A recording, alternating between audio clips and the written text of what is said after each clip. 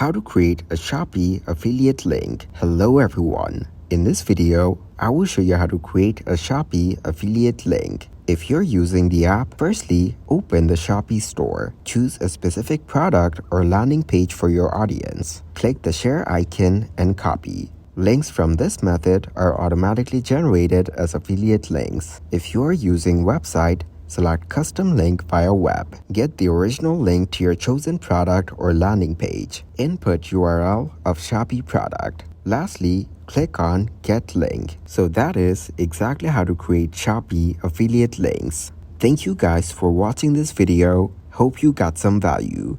Make sure to like the video and subscribe to the channel to get notified of new videos. See you in the next one.